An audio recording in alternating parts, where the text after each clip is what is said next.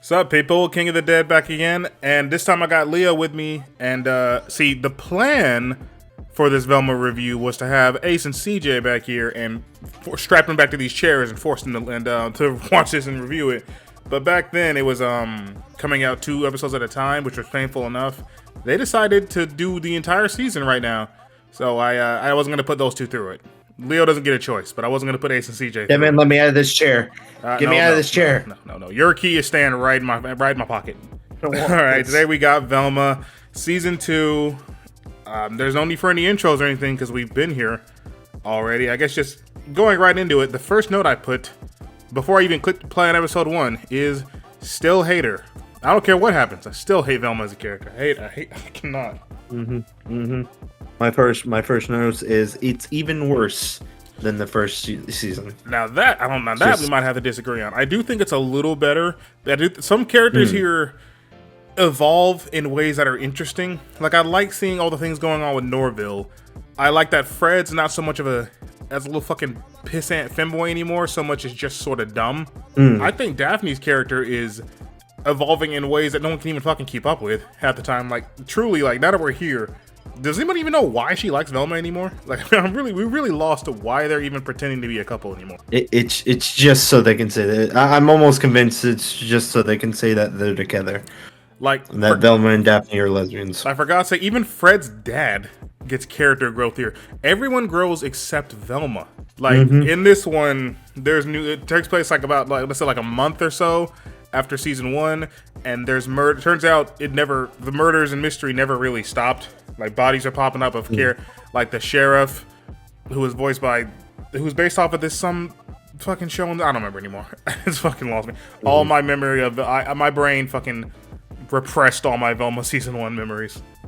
I guess I should have said that Velma's even worse, not the whole season's good, because I do agree that I do like the characters growth. I want to know, there's something me and you can agree on. The fuck did they do to the Hex Girl? Okay, listen, I wasn't. My second note says, just for the record, I only came back here for Norville. The only reason we're doing this is because by the end of season 1, y'all somehow got me attached to Norville, and I kind of want to see what happens here. And my third note just says, fuck you, Velma writers. Why? What do y'all get out of doing this? They really took the main Hex Girl and turned her into like somebody's weird Wiccan auntie, and it's just like, oh, fuck off. God, you can't even give her like a old flame like MILF design or some shit. I don't want to make it a horny thing. It's just, I don't know, man. Y'all really go out of your way to have your grown adult characters talk about how hot the teenage girls are. In fact, I'm pretty sure the 3 in jars are still referred to as the hot girls. But you can't give the one that's supposed to be of legal age and fine as hell. This is what we're doing here, right? Man? Fuck you. I would say that the Hex Girl's design, it kind of reminds me like a chain smoking aunt that comes around and it talks like, "Hey, how you doing? It's me, Auntie Hex," or something like that. We gotta have a conversation about your fucking past. So the hell your aunt talk to you like that for? No, not my aunt. I don't know what I was doing in those people's house. You're lying to me. No, I was in a stranger's house. Hand over your family tree. We're gonna get to the bottom of this. I want to talk. It's like I get it. They're trying to deviate from the traditional Scooby-Doo cartoon. What? I don't like the Vance design. I don't like. Okay, we're not there yet. I kept waiting to see. Every time Fred rolled up in that van, I'm thinking, when are we gonna get there? But they are everything else is sort of like speedily happening here. They really just give Norville the right shaggy shirt on a whim. Oh, here's a crew neck, son. And why aren't you smoking that weed? But with Fred, they are taking their sweet ass time, like forming this into the character that Fred should be. Like he is no longer like a little baby bitch boy. He's just sort of dumb. Okay, cool. He has the van. All right. He himself is solving mysteries and shit. Okay, we're getting there. And but they're taking their sweet ass time. And like I do like that everyone's sort of how do I put it? We're slowly getting to our status quo here. I think the only thing we're missing is that, well, everything about Velma, literally everything. But also Norville's not a pussy like Shaggy normally is. Not like in a way like, oh my god, it's a ghost, pussy. He's more like I don't want to be rude kind of pussy. Which is why they give us an episode of he loses his what is it, like his cerebral cortex or some shit that makes it to where his empathy's gone. And fucking that shit threw me off, bro. I literally wrote down that quote because when Velma's asking him a question, and he's like, hard to tell, probably about the fact that I 100% don't give a fuck. Like, goddamn. I did like that. I didn't laugh at it, but it was nice to see. I did like that they added that in there. I do want to say one of my notes in here is that these jokes fucking suck. Yeah, most of them. Most of the bits where you can tell they want to laugh at it. I think one time they genuinely got me is the joke where Daphne's turned Wiccan or some shit, and like Velma's trying to solve a mystery with Fred. It's like, you want to talk about our feelings now? Yes, fine. Fred, drive. And just fucking zooms out of there. That one, you got me. I can kind of get that. I wasn't expecting Velma to do that because I thought because again with the character growth, I thought Velma was gonna be like, okay, fine, we'll talk about it, and then she hits him with the Fred, let's get out of here. Put your foot on the pedal. Why are we still here? I do appreciate white boy, move. Hey, Tucker, get to. But it's the shit that pisses me off about the show and like the universe they built here. It's gonna make people keep tunneling on Velma, is because we got like Velma's fine ass mama growing and learning as a character, struggling with her alcoholism and her fear of writing.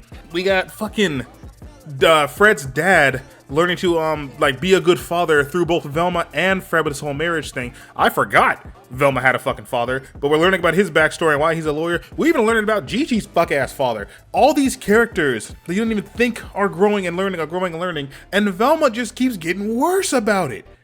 Like, we should have been the whole like, oh my god, you believe in this and I don't. Oh my god, the whole town still believes in ghosts. Everyone's stupid but me. And there's even a line that I think pisses me off more than anything else, is when Velma's in a coma of some kind and she doesn't know what's going on, so she thinks she's in heaven, and she says, am I the only one in heaven? I mean, I can't say I'm surprised. Are you fucking serious right now? Yeah.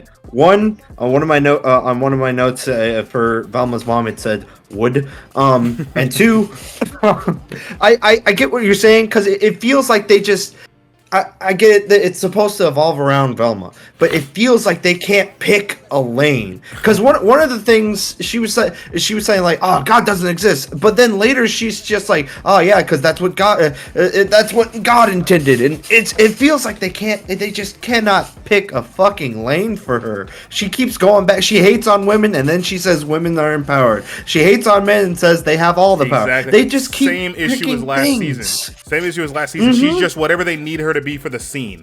Like for this scene, Velma is very like believing in anything, and why does anybody believe me? Like, oh, my mom's dead, yada this, yada that. And then the next scene, she's all like, oh, what kind of idiot believes in this? Like, and then the next scene is all, we're going to do a mystery. And then, what are you doing solving a mystery? And then, oh my god, I hate everyone who believes in anything. All you religious people are nuts. And then, oh, I can't say I'm surprised I'm the only one in heaven. What are y'all doing? And if you would actually stop and acknowledge this, I might forgive it. If somebody were to stop and actually like hold a mirror up to her and question why she acts like that. Even when she died, spoiler by the way, she fucking dies at the fucking end of this, and she comes back as a confirmed ghost, a confirmed spirit. No one's all like, ha, look, Velma, you're a ghost. That means ghosts are real. What do you gotta say? No, we just don't. She tries to hold like a lampshade to everyone around her and thinks she can pick apart everyone's flaws and break them all down as a character, but no one even attempts to do it to her. No one in the universe wants to. I don't know. It almost gives like a shut up Meg feeling at it about Family Guy. Of no one really takes her seriously, and the point, even when it comes time to prove her wrong, no one wants to be like, ha, look at that. It's just like, oh, shut up, Velma. Like, oh yeah, Velma was wrong. How about that? Moving on. No one. Why? Why can't anyone get on her? Why can't anybody get at her like she gets at every fucking thing else? And then like with the seance scene, when she's like, I can't do it, and then Daphne's like, oh, what if we looked at it like this? She's like, yeah, I can kind of understand. I think I understand now. And then later she's just like, no, I don't believe in that. Like, what? What? Why? Back and forth. Back and forth. It's just that entire seance scene pisses me off because we have like 2 episodes about this is how I'll get Daphne to admit she's not she's faking it. I know Daphne from this memory from 10 fucking years ago, and she's definitely faking it right now. I'll figure. You really just can't handle people around you acting different, huh?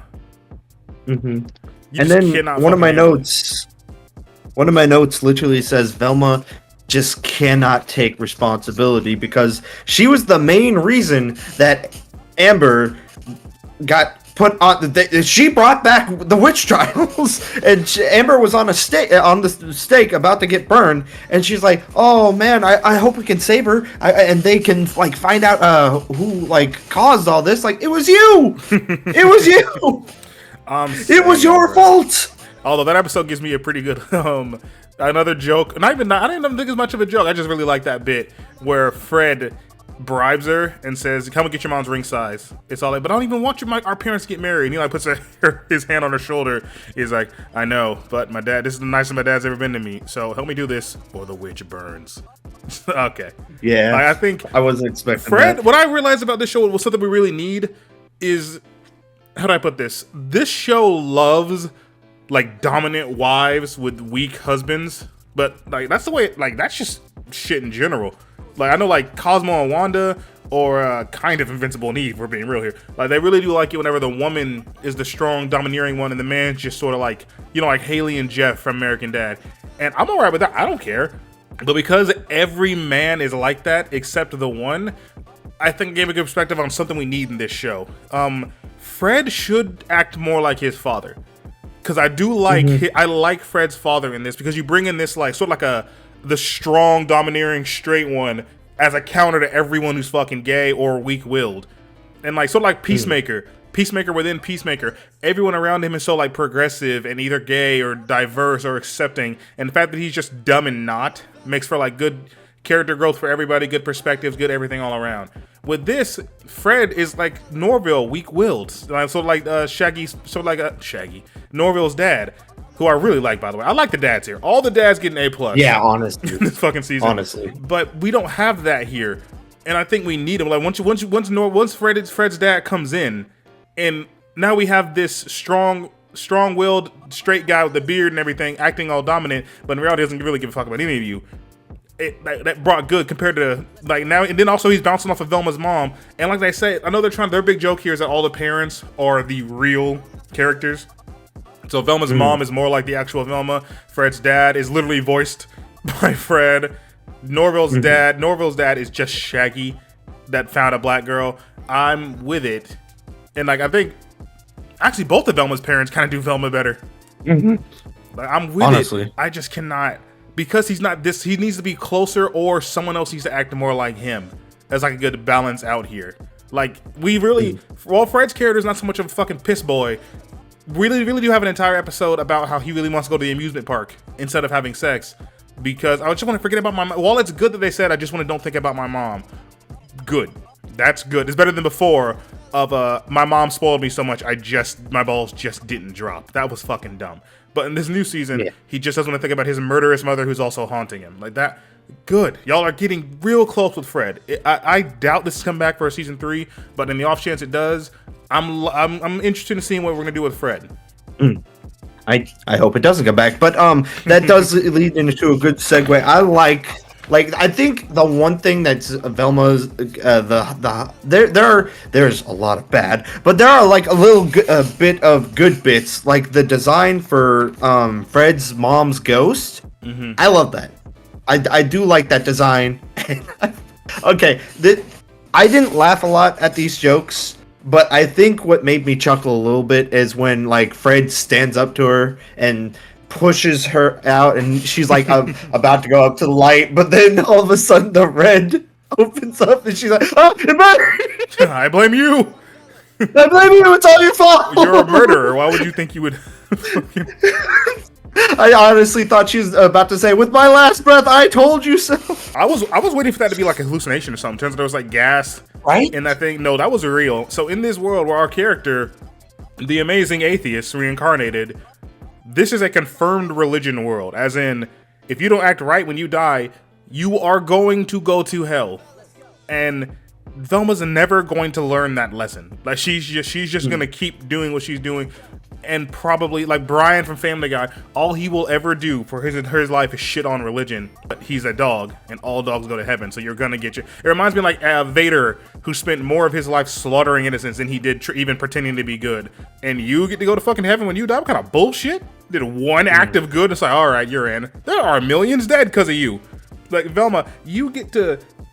You're not a bad person. Yes, you are. You're not like an evil person, but you shit on everything that religion is. So why exactly? I guess that's why she comes back as a ghost. Yeah. All right, and while I will argue to the death, as soon as they said, the serial killer is biting people's dicks off, I thought, okay, well it's Scooby. As soon as they said that, like, okay, so we're doing the Scooby thing, and it's not Scooby, it's Scrappy. Voiced by Alex Mantzoukas, who that man is. I wrote two notes here. I knew it. Him and Wanda Sykes, who voices one of Daphne's parents, the black one, they need to be more famous than they are. Like the fact that like most of America can hear their voice and recognize something, but they can't put like a name to it or name you that character. Those two are in fucking everything. God damn, everything honestly, we watch, it's going to be like from like 2014 to now. It's probably going to have Alex Mantzoukas and Wanda Sykes in it. And with the Uncle Scooby, the one that was like starting to help Scrappy, I kind of knew it was what's the stepmom's name? Who cares? Yeah, but I kind of knew it was her. I didn't know all along. I was putting in like it was like who is it? And then when I noticed when Uncle Scooby, I thought it was like a hallucination or a dream when they showed up to her house and said, stop meddling or I'll kill your family. And then they left and then suddenly was gone. I'm like, okay, that was too convenient. And then when she's like, the wedding's off and then disappears and everybody's in the room but her, I'm like, okay, it's her. They took the mask off and you got me. My fucking last note says, I hated this show too much to remember to be paying attention as to who done it. I stopped looking for clues. Stop. The evidence was everywhere. As soon as they're going back after it's revealed to be stepmama, and she saw, I was in the military. I'm thinking about, oh yeah, that probably should have. Yeah, we probably should have said that. I just think I was just waiting for this to end. I don't really care who did it. To be perfectly real with you. By all means, Scooby could have been a dog. I just want to say that by all means, and let me explain, because they built the super skull. They built Scrappy. They built the super soldier.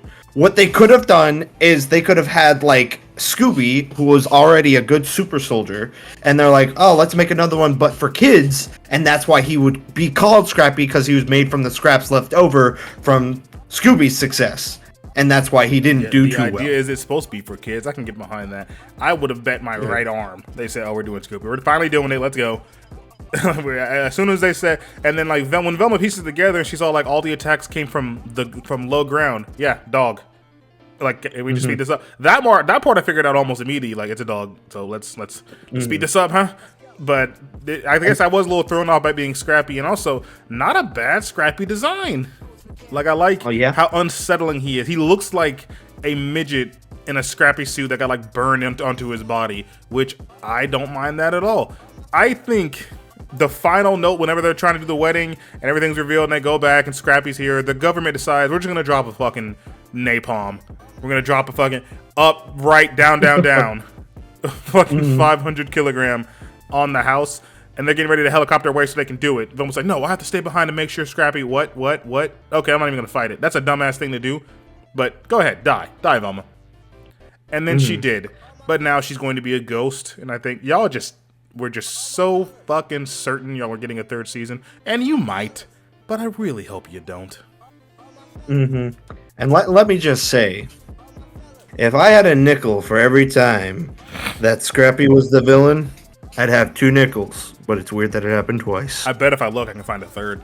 I bet if I look hard enough, I can find Probably. All right. Okay. Final verdict. Velma is a cartoon where I hate the fact that such lovely animation and voice actors are wasted on this. Mindy Kaling should not. I think she did have less of a hand writing this, which is why a lot of other characters are better. We don't have the whole thing about everybody wants to fuck Velma, which is good. They squashed the whole Norville monster thing. We squashed the Fred thing. I just really think if this is going to be our main character, y'all got to do better than this. Y'all got to do better than hates anything she needs to hate for this season. Even when she's proven wrong, it doesn't really matter.